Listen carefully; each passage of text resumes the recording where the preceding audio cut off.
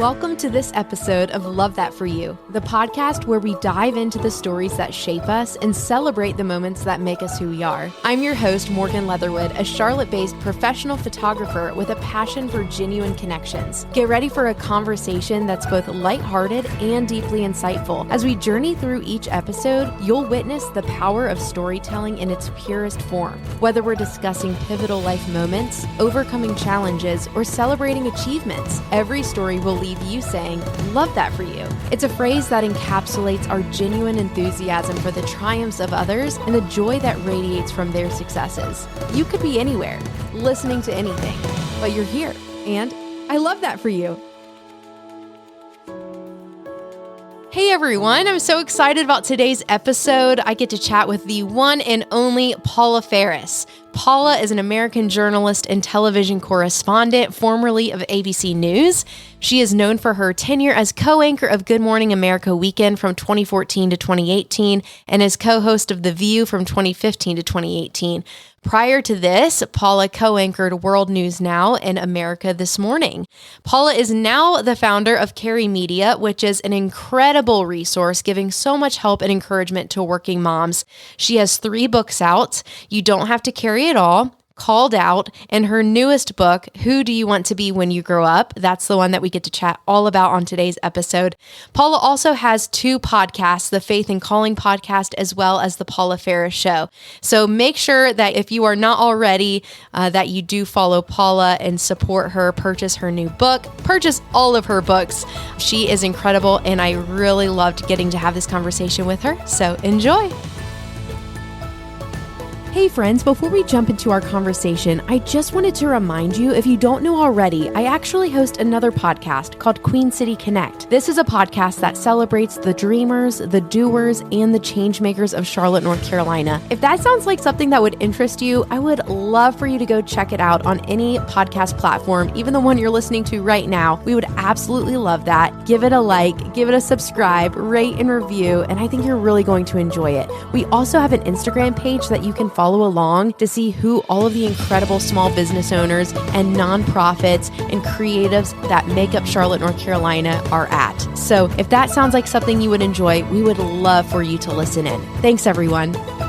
Paula, I am so excited that you're here. Thank you so much for doing this for me and with me. Oh, my pleasure. Oh my gosh, this is so fun. This is fun. We're going to have a good time. I've got my fountain drink. I'm ready to go. Great. And I have my new Love That For You mug. So here's the thing about me, Paula. I love Jimmy Fallon and The Tonight Show. And one thing that he always has on his table are his mugs. He's a mug. Gotta follow. I love it. That's great. You know what? I may have to steal that from you. That original idea of having a coffee mug with your show's name on it. Are you okay if I do? Yes, Paula. And speaking of steal my ideas, this is actually not the first time you have stolen one of my ideas. Did you know that? Oh my gosh, no. Well, you obviously have good taste. Do I know? Can I claim naivete and ignorance if I stole your idea? You know what? Here's the thing. You and I actually talked about it. I just don't know if you remember this conversation, but we for sure talked about it. This is me checking to make sure my mic is turned on before I tell this incredible story. So, okay. LOL. Leave it to us. We talk about recording for 10 minutes before we press go. Okay. So, once upon a time, I hope you remember this, but if you don't, I will not shame you at all. We don't do that here on the show. 2 years ago, maybe 3, I was out on the lake with my friends, and you were also out on the lake with your family, and your husband and your son were wakeboarding, and you posted a reel of them wakeboarding. Yes. Okay, you reached out to me after that, didn't you? Yes, I said, hey, no, we've never talked before. No, we don't know each other in real life. But here's the deal. That boat in the back left corner of your reel was you. That was me. You. I was on that boat. That's amazing. We'll have to share that reel after when this episode comes out. We'll have to reshare that. Okay, good. It was impressive. That was a couple years ago. Yeah. Well, not on my part. That was my boys doing that. I can't. Are you kidding me? I can barely walk, let alone wake surf. Yeah, so, your videoing was excellent. So 10 out of 10 for the video. For people listening that have no idea what we're talking about and have not seen it yet, your husband is literally wakeboarding with your son, who is what, maybe like 7 at the time? Well, it's not wakeboarding, Morgan. Oh, it's not? No, it's wake surfing. So you're riding the surf. Okay. And the only reason I'm going to say that is because I make that mistake all the time. And my husband's like, it's not wakeboarding, it's wake surfing. So wake surfing, if you've ever seen people that are like, they look dangerously close to the boat and they're riding what looks to be a wave that the boat's creating, that's wake surfing. So you're essentially, the boat's creating this huge wave and you're surfing that wave. That's wake surfing. So yeah, my husband's wake surfing and then he puts our son on his shoulders and is wake surfing. Yeah, it's crazy. And it got all these views. I had no idea. What's funny, Morgan, is I post that not even thinking about it. I'm not that type of person that's like, I post and expect anything to go viral, or I don't go back and check it. Okay. I'm not that type of person. And literally it was just one of those. I probably had a drink or two. It was Father's Day and I'm like, Father's Day post, shout out. And no editing. It was like a minute video of my husband getting up and then putting our son on his shoulders. I post it. And then like 4 days later, we go to this restaurant because we live on a lake. We will go to this restaurant, a bunch of us, my family, extended family, some of my friends. And the waitress came up to my husband and she's like, hey, I saw you do that trick with your son. And I was trying to do it. You know, we've been trying to do it with our kid too. I'm like, what is she talking about? And my brother-in-law goes, didn't you post something about that? And I go, oh yeah. And at that, so he's like, go check and see, like, are people looking at it? At that point, there were like 8 or 9 million views. It got up to like 17 or 18 million views. It was bananas. So, and I don't know the algorithm. All I know is it was one of the most shared videos on Facebook, like for a week or two. So, and of course people are like, that's fake. No, like, it's not. There was nothing fake about it. He literally let the rope go and it was just surfing.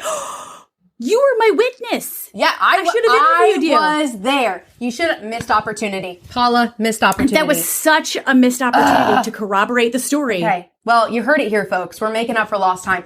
But to bring that story full circle, where we had started this entire story was we were talking about it in the DMs as one does. And you said to me like, well, I could never do that. Like that's a next level of athleticism. And I said, well, you know what they say, if you can't tone it, tan it. And then you were like, 100% I'm stealing that from you, which I was like, great. It's not original to me, but you can have it. It's what I live my life by. I like that, but I'm also going to credit you for that. So is it stealing it from you if I give you full credit for it? Absolutely not. But then the person who created it will just hope they never hear it. It never comes back to us. Yeah, exactly. I'm big about sourcing everything. Even if I don't know the stuff, I'm like, this isn't from me. So that's the journalist in me. Came from somewhere. It did. It came from somewhere for sure.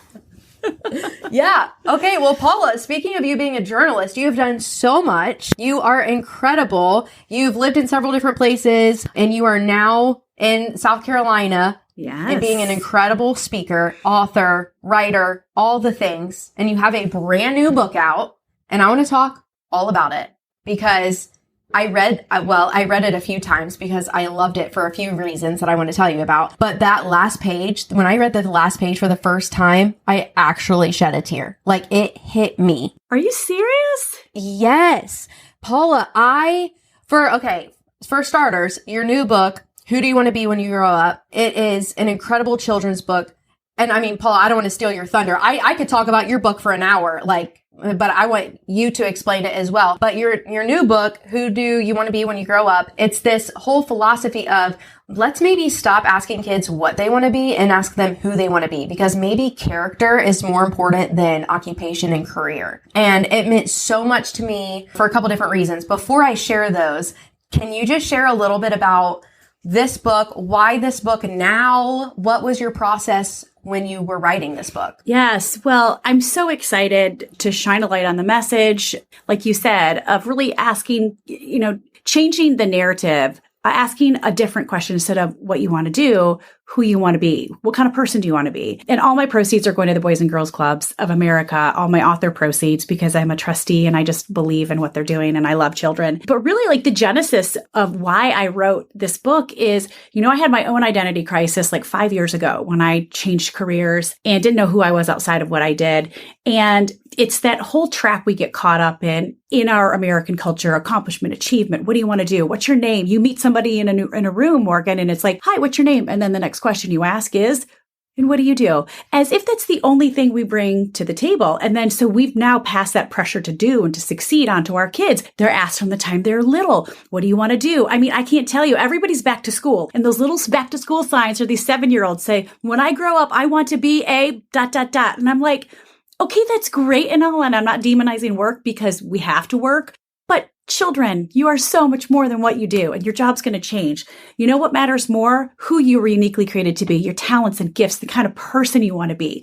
So this is just like a little pushback on that question that we ask one another as adults, and then we pass that pressure to do onto our kids. So it details the story, or details this little girl named Lina. It's her journey. It's career day at school, and she is kind of freaking out because she doesn't know what she wants to do, Morgan. And along the way, she realizes that who she wants to be, the kind of person she wants to be, how she was uniquely created and wired, that's more important than what she's going to do, because what she's going to do is going to change a lot throughout her life. But who she was created to be and the kind of person she was created to be, that's not going to change. So I'm so passionate about this message, and I think it's really up to us to start asking a different question, but also praising the right things in our kids. Like even this weekend, my boys were doing something and I was like, is that the kind of person you want to be? And they're like, no, Mom, it's not.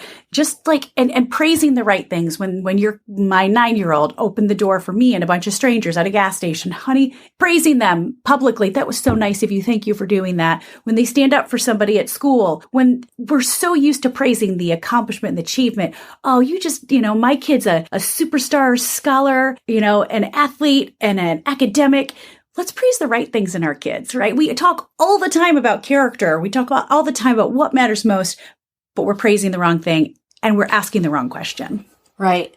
Yeah, I think that's said perfectly. And going back in the story, so Lina here, I mean, she's just a child. So first of all, that we're asking a child, what do you want to be? It's a fun question. It is. And if you're watching this, you can see my cat over here in this chair. This is Cannon. Hi, Cannon. I named him after my camera. He can't hear you because I have AirPods in. I'm so sorry. I will tell him that you said hello. And you know what? Cannon's a cat. So even if I was talking to Cannon, he'd be like, I don't care. Yeah, exactly. Because that's what cats do. Yep. They don't care. Exactly. Anyway, the fact that we're asking these kids, I mean, it is a fun question that we see on all the first day back to school boards. It's not, like you said, we're not demonizing that question, but beneath that, there is a more important question that I think we all know and we all see and we all believe, but how do we reframe that to being practical? And this book does exactly that, because I know when I was a child, I think about this a lot, Paula. When I was a kid, I remember people asking me what I wanted to do when I grew up, and I never knew. I never knew what I wanted to do, and it stressed me out. You know what I told people? I bet, yeah. I told people, I don't know, but I want to have fun. I just want to have fun. So I don't know if that tells you my Enneagram number. You're a 7. But I just want to have fun. Mm-hmm. You bring the fun. I said, I want to have fun. I want to be with people and I want people to be happy. You know what I do now, Paula? I'm a photographer. It's literally my job to tell someone to smile. You have fun. Yeah. Mm-hmm. Yeah. Mm-hmm. You are with people and you make them happy and you have fun. Okay. So what's really great about that is once you deconstructed what you were good at and what you loved, Morgan, you realized you didn't have to do one thing with it. Like you can take your talents and gifts, the way you were uniquely created. You want to be with people. You want people to laugh. You want people to smile. You want to bring the fun. You can do that in photography. You literally can do that in so many different areas. So I feel like we're limiting ourselves so much when we say, what do you want to do? Like you have to do one thing. No, what I want to do with this conversation, not just like the kind of person you want to be, is really help guide and parents to ask the right questions, not just what kind of person you want to be, but also uncovering your child's unique talents and gifts, because we all have unique talents and gifts. You just mentioned yours, mine. My unique talents and gifts. I'm curious. My nickname was Paula 20 Questions. I was the most annoying child because I just asked. I've always wanted to get to the bottom of things. I like to advocate and champion people. Okay, that made me a decent broadcaster, and now I've taken it into this new area where I'm really championing mothers and families, the work that I'm doing with Carrie Media. So I think once we start asking the right questions and really focusing on the kind of person we want to be, our unique talents and gifts, what we're good at and would love, what's important to us, it's very freeing because we know, our worth isn't in a job, but also we could try new things in new seasons. And then in each season, in each chapter, we don't have to figure out the next 20 years. It's a chapter at a time. In each chapter, we take that into it. So there's another chapter for you, Morgan. Your next chapter, what are you going to take into it? Your unique talents and gifts, bringing the fun, bringing people together, getting them to light up, getting them to smile, right? And you could use that in photography. You can use that in this podcast, right? You can use that in so many different capacities. So I just think we're so limiting and we're placing too much of our emphasis on a job, something that is going to change like 7 times in our life.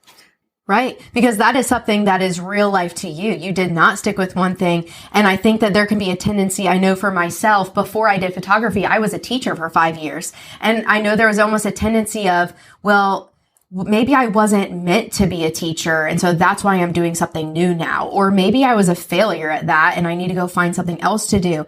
And that's not true. But I think when you don't have this message being poured into you, that is a lie you could believe. And even adults, I believe, could be living that, like believing that lie right now of, well, I don't find what I'm doing enjoyable. I guess I'm just not meant for anything. That's not true. Or, I do like my job, but I also enjoy this. And so it's like, well, that's great. You can do both. And maybe it might just be a season. So maybe in this season, you stick with what you're doing and you're faithful in that. But like what you said, there is going to come a new season and that's okay too. And you don't have to be Morgan the blank. You can enjoy and evolve and use your calling and who you are in multiple ways. And I love that personally.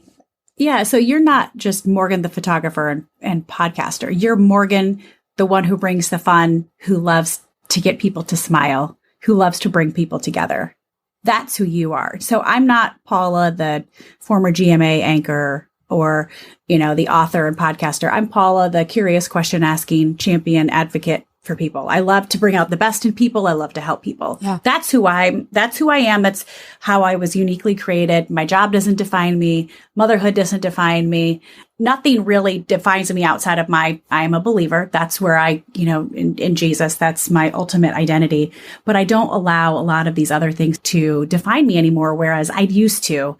And I really had a hard time separating myself from it, and I think that finding that balance, Morgan, between loving what you do and being defined by what you do is also a really fine line, especially because we place so much emphasis. So I just hope that having this conversation, it just gets us to think like, let's ask a different question. And even in adult circles, instead of asking, what do you do? An alternate question we can ask is, hey, what are you into? All right. Instead of, so I would meet you. Hey, Morgan, my name's Paula. What are you into? Instead of what do you do? Because it's almost like this. It's like a default. We don't even realize that we're asking it. It's just like, what's your name? What do you do? And then we pass that on to our kids. And with our kids, again, what kind of person do you want to be when you grow up? And praising the right things and figuring out what they're good at, naturally good at, what they naturally love and what's important to them. Really fostering asking those questions of your kids. So you don't have to be one thing and do one thing for the rest of your life, Morgan. I mean, what your unique talents and gifts are. And I think that's really cool. And I don't want to talk. I want to hear what you have to say about the book, because that's what's most important. As an author, you can write the message and you can want to get this out there, but it doesn't matter what you think. It's how it's received and perceived. So when you said that you shed a tear in the last page, like that's amazing. Yeah. Well, I genuinely did. I would not lie about that. I feel like this book, while we need to purchase it for every kid and put it in every school, I also feel like every adult needs to buy it, because I almost feel like it's that inner child of us of like, hey, don't forget this message is for you too, of, what are you doing and who are you, almost of like all of our jobs. If you think about it, we are fixing a problem, we're fixing something, we're serving somebody. Like every career, every job does something for a person or a product or whatever. So instead of thinking like, for me, I have a camera, I take pictures. No. I create these memories for families that they get to hold on for a lifetime. And, I have had more times than I want to admit, people come to me and say, Morgan, a photo that you took that we didn't even like, it was a nice photo, but so-and-so passed away. And now that photo is the last one that we have of them. And so that is what we look at every day. That's what we think of. That's how the laugh that you captured on their face, like that is how we remember that person. Like that is what I am doing. I am creating that memory for them. I'm helping them preserve their loved one. It's so much deeper. And everyone can think of that no matter what your job is, no matter what you're doing, look deeper because you are doing something that is affecting not only the world, but as a believer myself, I believe that what we are doing is kingdom work. It's not just going to last here on earth. It is eternal and it's going to last. And it matters today what we're doing because the work you do doesn't stop today. It has an eternal effect. And so I just think that this is the best message and it's the sweetest book. The illustrations are beautiful in the book. I love them. Oh my gosh. Okay. So can we brag on my illustrator? Her name is Bhagya. And if you're looking at the name and I was like, oh, how do I say her name? And so I was talking with her and my publisher and I'm like, it's Bhagya Madana Singh. She has literally brought this message to life. When I was talking to my publisher and we were talking about the style, what we wanted it to look like, I was able to look at Bhagya's work and a couple of other illustrators and her work. She just has such a way of capturing the message and presenting it with such light. She's done a beautiful job. She's from Sri Lanka and it's so representative. I said, I really want this book to be representative of, all the different colors of the world, all the different colors of people. The little main character, Lina, I said, I want her to look Middle Eastern. My dad's from Lebanon. So it was like a nod to my Middle Eastern heritage. She looks like a little Middle Eastern girl, a Middle Eastern family. And even some of the roles where you see kids portrayed as, it's not that all the girls are teachers and nurses and the boys are doctors, it's very diverse in its representation too of what these kids are going to do one day as well. So she did such a great job. Bhagya Madana Singh, my illustrator, and I couldn't be more pleased with how she brought this message to light, quite literally. Yeah, it is perfect. So your book, when this episode goes out, will be out into the world. So tell us where we can, I know it's crazy. Tell us where can we find it? Where can we follow you? Tell us where all the things are. Oh, and I will say really fast, I was just going through your website and looking at the book and everything too. And there is a free worksheet for this book. There is. There's a free downloadable. You don't even have to buy the book to get the free worksheet. Well, we should also buy the book. Well, you can, and I would love you to support the book because all of my proceeds forever are going to go to the Boys and Girls Clubs. But there's a free downloadable worksheet. You can get it on my website, paulafarisofficial.com. There's a book section, and you just scroll down. It says download the free worksheet, and it will help guide your kids into these questions. What am I good at? What do I love? What's important to me? But yeah, you can get the book pretty much anywhere on Amazon. I'm so excited. It was like the #1 new release in kids books last week for a bit, and just excited to see this little book, just hopefully make a big impact for our kids, for adults, for the Boys and Girls Club. It's available pretty much anywhere. And you can keep up with me at Paula Faris on Instagram. I pretty much leave it all out there. So if you want to reach out to me, but thank you for supporting the message. And Morgan, I need you to write that review. Girl, I'll give it to you. Exactly what you said. I had a tear. I had a tear. On the last page. That's all. I shed a tear. I was on the last page. That's all you need to say. I was eating Chick-fil-A's new pimento cheese with jalapeno. So maybe it was the jalapeno. I don't know, but it felt genuine and emotional. No, I'm just kidding. Oh, that is amazing. It was a combination of like your happy. It was like a happy tear and an epiphany tear. Yeah. So that's it's so like funny. Yes. Well, I would probably do the same. So yeah, no, that's so funny. Paula, I have one final question I would love to ask you on this show. Anything. So the show's called Love That For You. So I want to know, what are you loving right now in life? Okay. I don't want this to sound promotional. Okay. But I am loving a meal delivery service that I tried, and I'm not paid by them. I'm not sponsored by them. I just started a friend of mine. This is how it happens in the real world. One of the girls, the moms, the other baseball moms that my son plays with, we were talking about like dinner is literally the bane of our existence. Not only making the choice of what we're going to have to eat, going out and shopping for it, everybody complaining about it, spending money, wasting food. Honestly, my husband and I, we fight about dinner more than anything else. I'm like, we'll never get divorced, but if we do, it's going to be because of dinner. Okay. Who's cooking it? What are we having? So anyway, she's like, you got to try this meal delivery service. It's called HelloFresh.